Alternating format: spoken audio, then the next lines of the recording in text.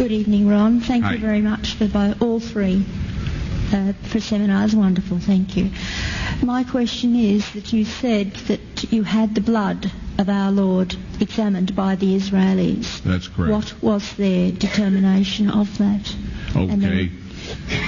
Now, we won't be able to take second questions. I'm sorry if you're on your second one. Please just step out. I love you, but we're running out of time.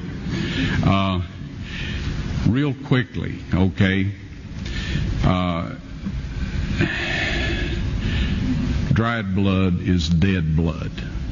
Everybody knows that, all right? They can test the blood of the pharaohs, the mummies of the pharaohs, all right? There's certain things they can do.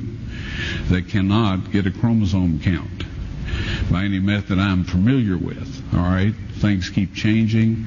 I don't profess to know everything. However, there's no way I know that you can get a chromosome count out of dead blood. You can get a DNA and some other things, but not a chromosome count, all right?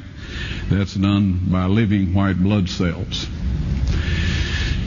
Now then, first of all, in this analysis, I took the blood into a laboratory in Israel. I asked one of the people I work with in antiquities, where is a good laboratory that does reliable work? And they said, such and such, such and such. I took it. I just said, please examine this blood and tell me what you can tell me about it. All right? They said, well, look, we're going to reconstitute it. We're going to put it in normal saline and keep it at body temperature for 72 hours with gentle swirling. All right? That's their business. That's great. I said, now I want to be there when you check it out. They said, fine. So I was back. They checked it out. I said, now, they said it's human blood. We can tell that. They did whatever tests they need to do. And then I said, take some of the white blood cells and put them in a growth medium and keep them at body temperature for 48 hours. And they said, well, that'll do no good because it's dead blood.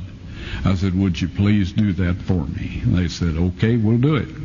So anyway, I said, I want to be there when you take it out and examine it. So I was back there. They took it out, examined it under a microscope, and the one technician called the other one over there, and then they called the boss over there, and they were talking Hebrew a mile a minute there for a little bit, and they looked at me and they said, Mr. Wyatt, this human blood only has 24 chromosomes in it.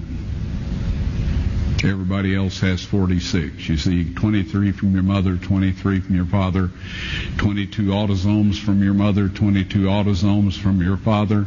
You get an X from your mother, you may get an X or a Y from your father, all right? This blood had 23 chromosomes from the mother's side, one Y chromosome only. You see, a child could not have developed if they hadn't had the autosomes from the mother. So all of his physical characteristics were determined by his mother's side of the family, her autosomes.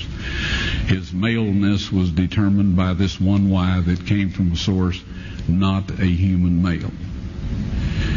Then they said, this blood is alive. And then they said, whose blood is this?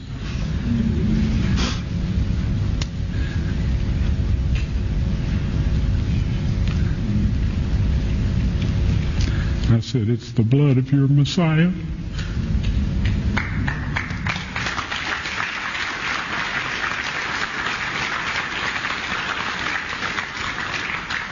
And I assure you, those men's lives have changed.